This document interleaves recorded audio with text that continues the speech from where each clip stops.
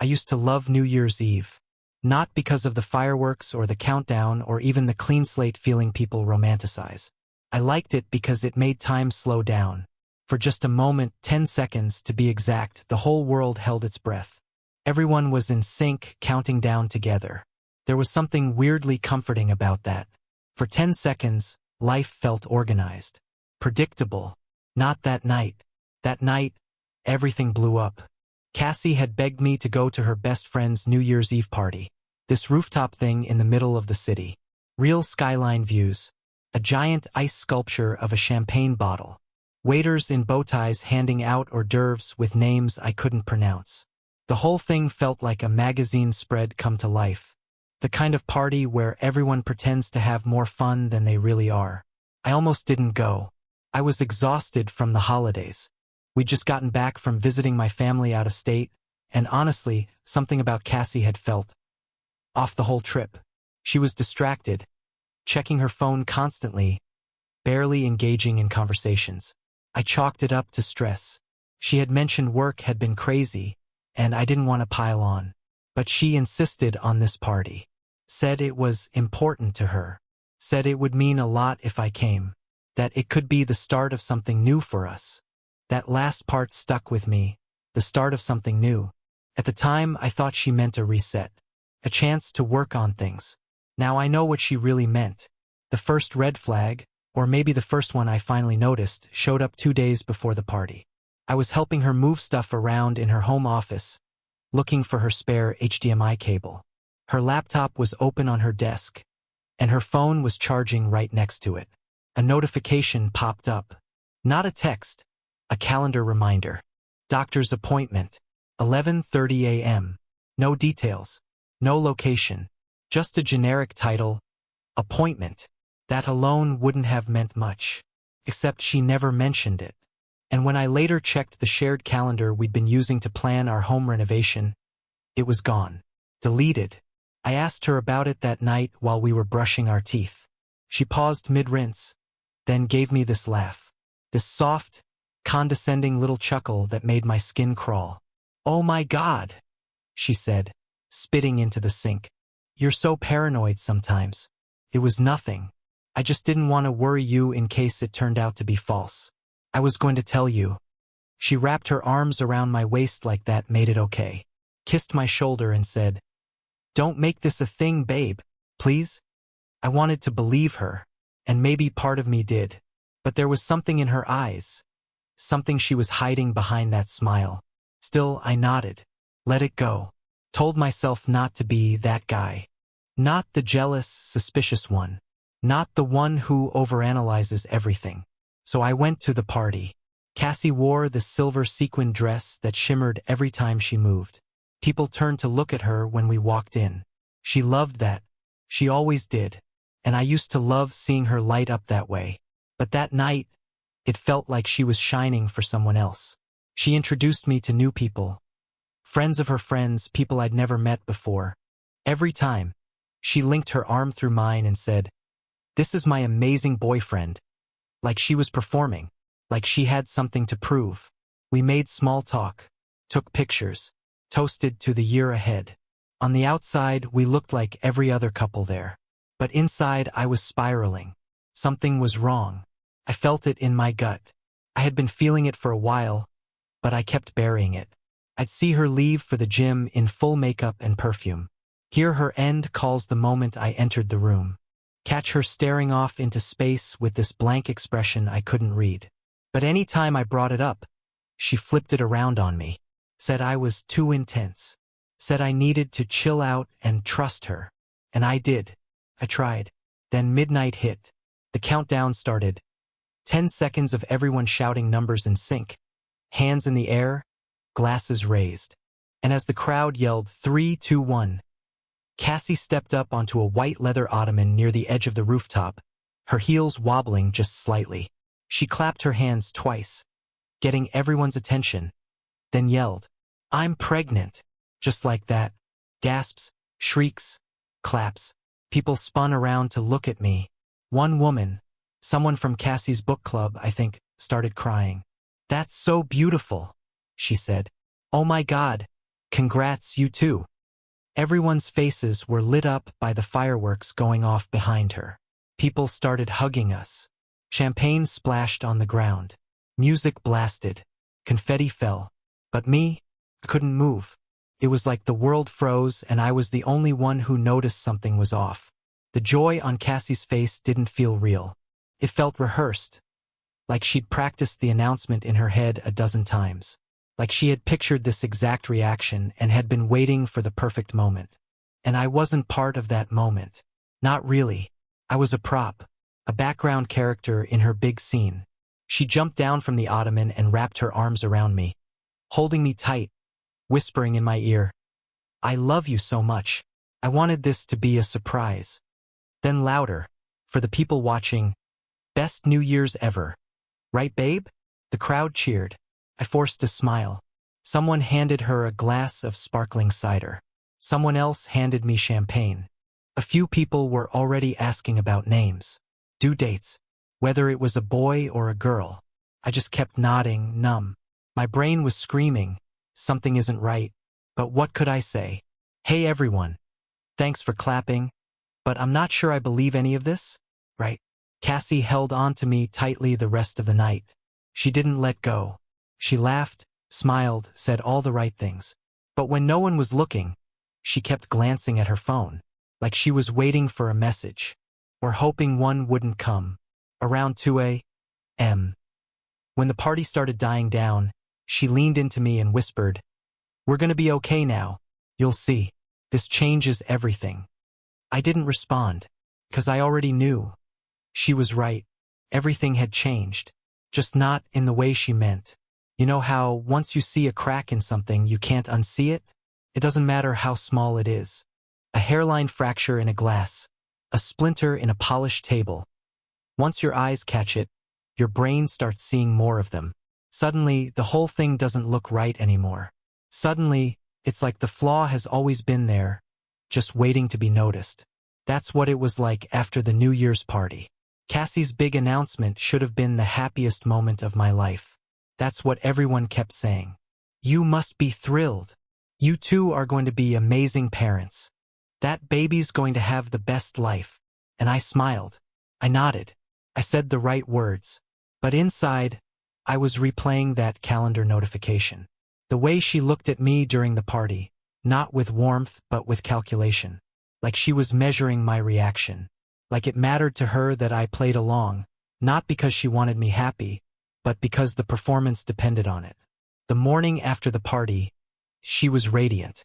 She floated around the kitchen like someone in a movie montage, humming, toasting bagels, offering me orange juice like we hadn't just detonated a bomb inside our relationship. I watched her, trying to figure out if I was being paranoid. If maybe she really had just wanted to surprise me. If the deleted calendar event didn't mean anything. If her timing, announcing it publicly before telling me privately, was just bad judgment and not something worse. I tried to let it go. I tried to lean in.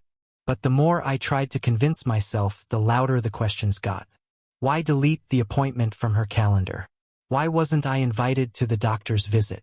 Why didn't she say anything before telling 60 people on a rooftop? And that was just the start. After that night, things that used to seem normal started looking off. The mosaic of my life with Cassie started shifting. And in that shifting, patterns began to emerge. Patterns I had ignored or explained away or just didn't want to see. The first piece of the puzzle clicked into place that Monday. I had taken the day off work, claiming I needed to recover from the party. Truthfully, I just needed space to think, to breathe. Cassie left early. She kissed me on the forehead and said she had a morning meeting at her office. But she left her laptop open, a rare oversight. I wasn't trying to snoop. At least, that's what I told myself. But when I moved to close it, a window popped up. An email draft, half-written. It read, "I don't think he suspects anything. Not yet. After the party, I think he just..." That was it. No name. No recipient. No subject line. Just those words, sitting there like a trapdoor under my feet. I stared at the screen, my heart pounding. A cold, familiar panic rushed over me. The kind I hadn't felt since my dad's funeral. That unshakable sense that something fundamental had shifted and I hadn't noticed it until it was too late. I didn't finish reading the email. I didn't need to. I closed the laptop gently, as if the thing might explode, and sat in the silence of our apartment for what felt like an hour. I didn't even ask her about it when she got home. What would I say? Hey, why does your unsent email sound like the beginning of a confession? Instead, I started watching. That's how it always starts, I think, the slow burn of suspicion.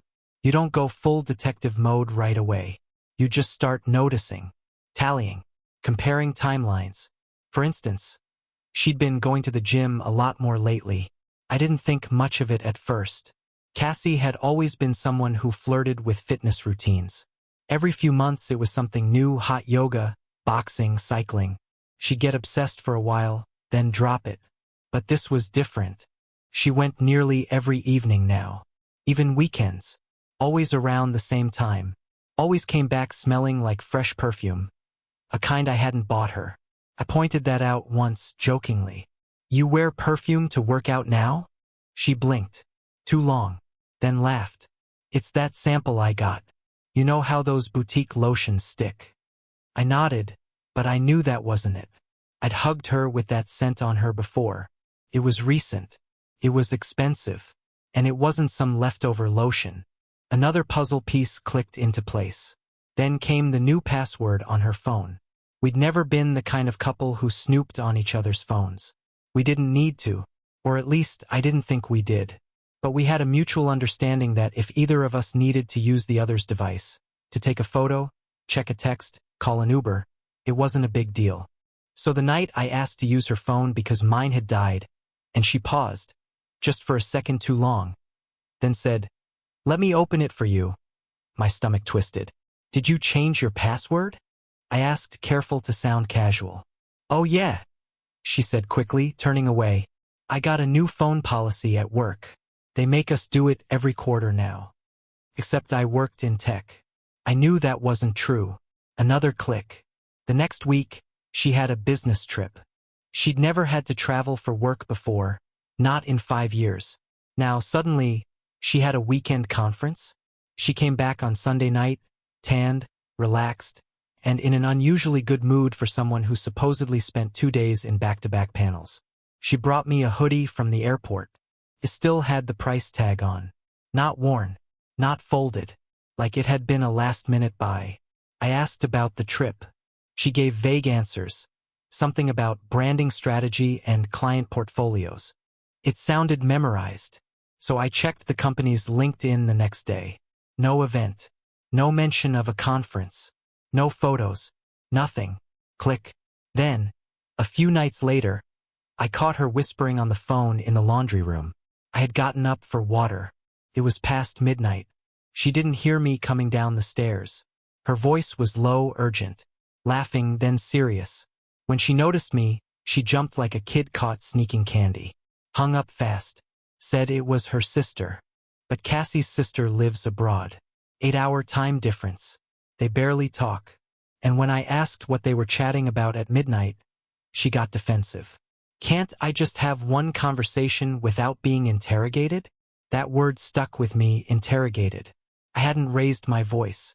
I hadn't accused her of anything. I just asked a question. A simple, human question. And she made me feel like I was the one doing something wrong. That's what messed with my head the most. How often I started doubting myself. I catch myself thinking, maybe I'm overreacting. Maybe I'm being controlling. Maybe she's right. Maybe this is all in my head. That's what guilt does when it's misdirected. Turns into self-doubt. And Cassie was a master at redirection.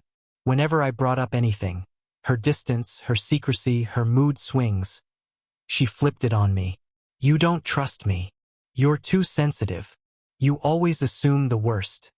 I started to believe her. I started thinking maybe I was the one unraveling. Maybe I was too insecure. Maybe the problem was me. But deep down I knew. Something was wrong. Not just wrong, broken. And the more I thought about it, the more I realized it hadn't started recently. It had been building for months. Maybe longer. Little things, like how she'd flinch when I touched her unexpectedly. How she stopped talking about the future.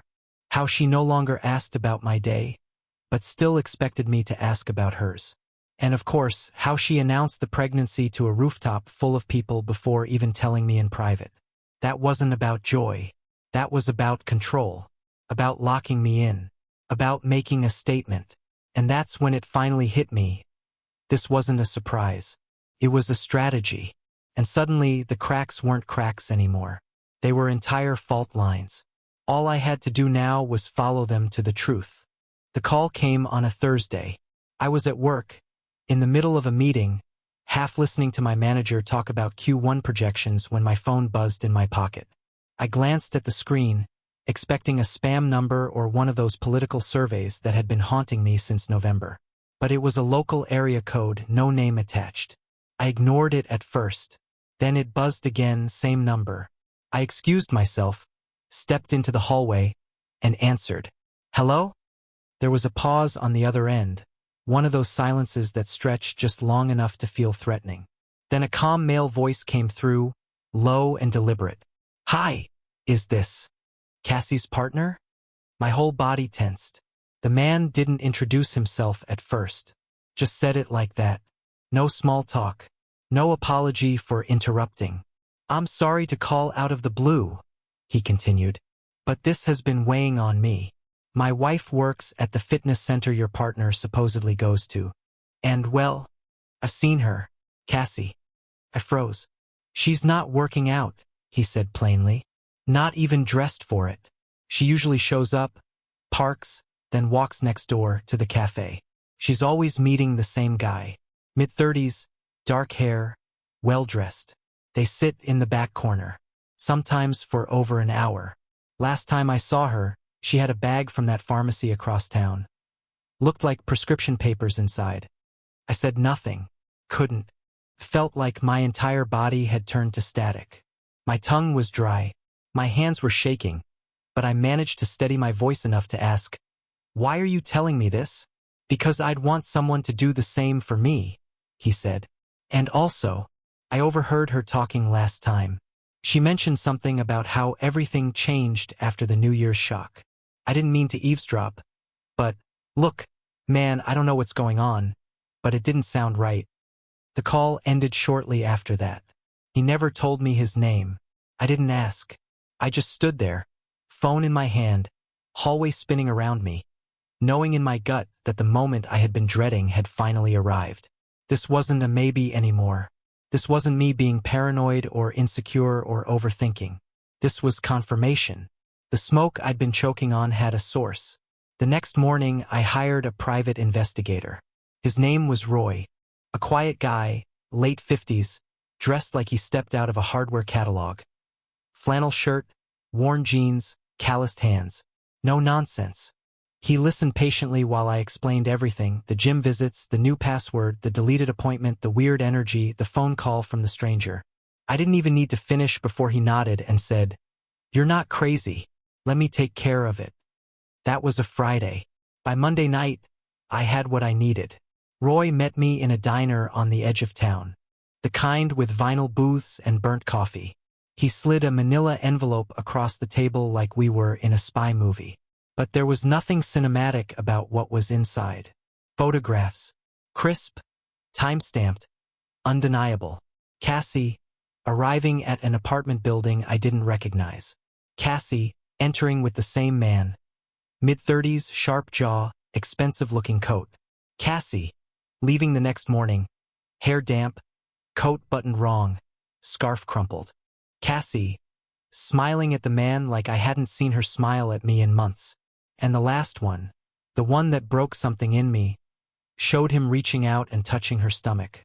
Her hand rested over his. She was smiling. And I knew, without a shadow of a doubt, that he wasn't just someone. He was the one, the father, the real reason behind the rooftop announcement. It wasn't about us. It was about covering her tracks, making me the public partner, the fallback, making sure if things didn't work out with him, she still had a place to land. But he knew. He was in on it. The way he touched her belly, that wasn't accidental. That was ownership. I sat there in that diner for a long time, just staring at the photos. Roy didn't say much. He gave me space, then asked one question. What do you want to do next? I didn't answer. Not then. Because something had snapped inside me. Not anger. Not sadness. Just clarity. Like a lens finally coming into focus. I saw everything for what it was. Every lie, every manipulation, every little performance she had put on for me and the world. This wasn't just cheating. This was orchestration. I paid Roy, thanked him, and went home. Cassie was there when I walked in, humming to herself, setting the table. She had candles lit, like she was playing house. Hey you, she said, turning to smile at me. I thought we could do a proper dinner tonight. You've been working so hard, and I've just been, I don't know, feeling grateful lately. I stared at her, really looked. She was glowing. That's what people always say about pregnant women. But this glow wasn't maternal. It was smug. She had no idea the floor beneath her was about to vanish. I said nothing. I sat through dinner, ate her roast chicken, drank the wine she poured me, even though she wasn't drinking herself. She chatted like normal about work, about the nursery she wanted to start planning, about a name she liked. Luca. She wanted something classic but unique. Luca. I nodded. That night, when she fell asleep, I got up and went into my office. I pulled out the envelope of photos. I flipped through them again, slowly, one by one, like they were pieces of a puzzle that had finally snapped together. The story was complete now. The doubts were over. The truth had arrived, not with a bang, but with a quiet, calculated certainty. There was no coming back from this. The woman I had loved, lived with, built a life with, was gone. In her place was someone else. Someone I didn't recognize. Someone I couldn't trust. And now that I knew the truth, I couldn't unknow it. Couldn't sit with it. Couldn't pretend. The only thing left to do was act. Not emotionally. Not with fury. With precision. They say the opposite of love isn't hate. It's indifference. But that's not entirely true. What comes after the love dies, after the screaming, after the breakdowns and the late-night arguments and the walking on eggshells mornings, is something colder, cleaner. Not indifference, just clarity. That's where I was. By the time I held the photos in my hand, Cassie leaving another man's apartment, pregnant with his child, still coming home to me and making dinner like everything was fine. The grief had already passed through me like a fever. I didn't feel rage. I didn't cry. I didn't smash anything. Instead, I started planning. This wasn't going to be a messy exit. There would be no confrontation, no shouting match, no "how could you" finale. That would have given her something. The power to cry, to twist, to flip it back on me one more time. I wasn't going to give her that. She chose performance? Fine. Now I'd write the final act. The first thing I did was check the shared account we used for household expenses. Cassie wasn't as careful as she thought. Over the past 6 months, she had been moving small amounts to a secondary savings account. Not enough to raise alarms, but just enough to accumulate. I found $6,400. Hidden. Quietly siphoned from our joint contributions. She had been planning a life without me long before I even thought to ask why the password on her phone changed. That sealed it. I got in touch with a lawyer. A friend of a friend. Someone I knew wouldn't ask too many questions. We met in a quiet office on the edge of town. I handed over the photos along with a simple request. I want out. I want everything clean. I don't want to fight over assets. I just want to be done. She looked over the documents carefully, nodding as she flipped through the images. Infidelity with documented evidence. If you're willing to walk away from the house and the shared account, I can make sure you keep everything else, your investments, retirement, vehicle, even the stock options. Do it, I said. But be smart, she warned. She doesn't strike me as someone who'll take this well. You don't want to tip her off. I already knew that. For the next 3 weeks, I played the part. Smiling over dinner, rubbing her back when she complained about nausea. Even going to a prenatal class she begged me to attend. I nodded politely while the instructor talked about breathing patterns and support partners. Support partner. I almost laughed at the word. During those weeks, I packed slowly, strategically, one drawer at a time. I started with things she wouldn't notice: seasonal clothes, backup chargers, the records in the guest room closet. I moved my essentials into my office and locked the door under the pretense of needing space to work. She didn't question it. Cassie was too wrapped up in her image, her curated version of reality. She was too busy updating social media with glowing selfies and nursery paint samples to notice the ground beneath her feet was shifting. The hardest part was waiting. I had to time everything exactly right. The day I left had to be one where she wouldn't come home early. No last-minute changes. No unexpected interruptions. So I waited for another one of her business trips. She told me she'd be out of town for 2 days, a branding summit. I didn't even pretend to believe her anymore. I just kissed her cheek and said, "Safe travels." She smiled like she always did, with teeth. The morning she left, I didn't even need to watch her go. I knew she wouldn't turn around. She never did anymore. As soon as the door closed, I moved fast. I didn't pack in a rush. I'd already done most of the heavy lifting, but I moved with purpose. Everything I wanted fit in 2 suitcases and a carry-on. The rest, books, kitchen items, furniture, I didn't care. I left it behind like she left behind the truth. I took one last walk through the house. Our house. The one we remodeled together. The one we picked tile samples for. The one where she swore over and over that she wanted a family. That she wanted this. But the kitchen island where we used to eat dinner? Empty. The hallway where we hung photos? Bare. I had taken them down days earlier. Even the bedroom, the one we painted together, the one with the stupidly expensive headboard she insisted we needed, felt like a hotel now. Staged. Cold. I didn't take anything sentimental. Nothing to remind me of her. The only thing I left was an envelope on the dining table. Inside, a printed copy of the paternity results, already notarized. I'd swabbed her toothbrush, mailed it in with mine. The test confirmed what I already knew: 0% probability of paternity. A selection of photographs, Cassie and the other man. Different days, different outfits, same man. A printed transcript of the call I received from the man whose wife worked at the gym. Divorce papers. Signed. Filed. The only thing missing was her signature. A contract. A clever little document I'd slipped in during what she thought was our budget restructuring agreement for the kitchen remodel a few months ago. She'd signed it without reading the fine print. Within it, a clause agreeing to forfeit claims on shared assets if the marriage dissolved under grounds of infidelity. It wouldn't hold up in every court, but it didn't have to. Cassie hated public mess. She wouldn't fight it. She wouldn't let it go to trial. She'd quietly sign, out of shame or pride or both, and she'd stay silent.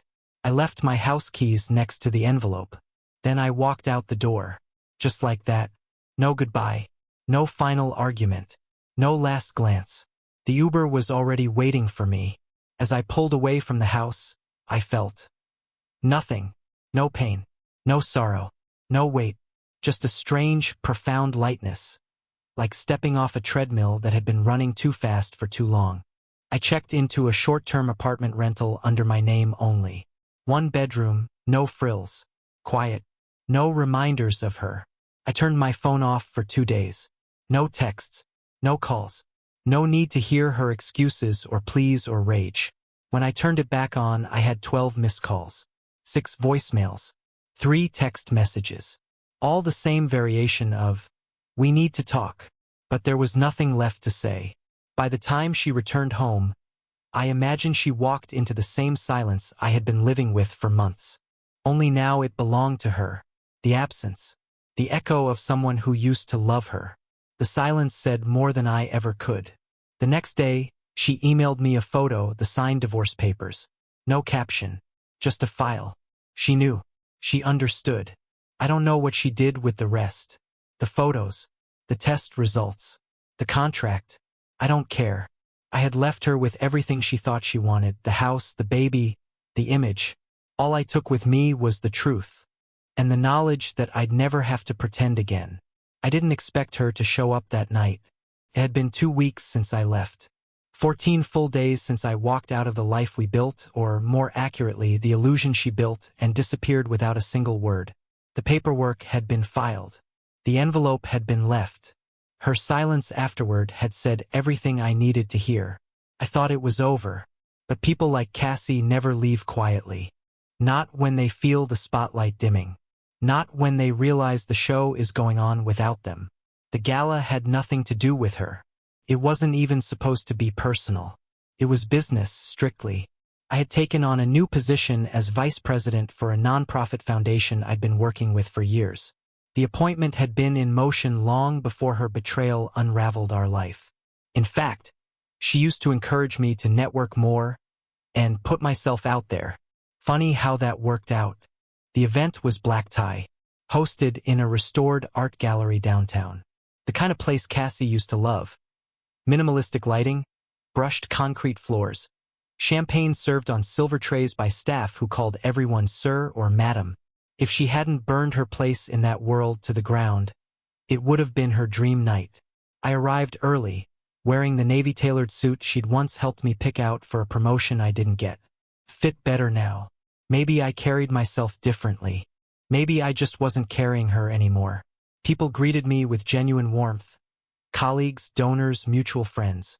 A few offered quiet congratulations, others a handshake with knowing eyes. I didn't talk about Cassie. No one asked. That was the first sign. She was already there when I spotted her. Sitting near the exit. No name tag, no glass in hand. Alone. Her dress was the kind I once would have complimented. Black, elegant, too formal for the kind of entrance she'd clearly hoped for. She looked smaller somehow. Or maybe it was just that no one was orbiting her anymore. She wasn't the center of anything now. She spotted me about the same time I noticed her. I didn't flinch, didn't react. Just turned to the colleague beside me and finished my sentence. She didn't approach. Not right away. Instead, she lingered, hovering, watching, maybe hoping someone would call her over. Someone she used to laugh with. Someone she used to charm. But no one did. People passed her like she was part of the decor. Something you noticed once and then looked past. The crowd shifted. Conversations circled. But Cassie stayed seated. That's when I knew. She wasn't just here to see me. She was here because she missed the world that used to revolve around us. The events. The status. The influence. She thought she could just slide back into it like nothing had happened. But it doesn't work that way. At 8:45, I was called to the front to give a toast. Nothing long. Just a few words of thanks and acknowledgement for the board, the volunteers, the donors who'd made our work possible. I stepped up, champagne in hand. The spotlight hit. Not blinding, but enough to remind me where I stood now, and how far I'd come from where I'd been. I looked out over the room, a room full of people who had once known us. People who had once followed her curated Instagram posts, taken photos of our matching outfits, asked how the happy couple was doing. And now, every one of them stood behind me. I've been thinking a lot about what it means to begin again, I said. And I've learned that the best beginnings aren't always loud. They don't come with fireworks or fanfare. Sometimes they start with silence, with honesty, with the truth. I didn't need to say her name. Everyone understood. To new beginnings, I finished, raising my glass. Built on truth. Applause. A few smiles. A couple of quiet nods from people who knew more than they let on. I glanced toward the back of the room.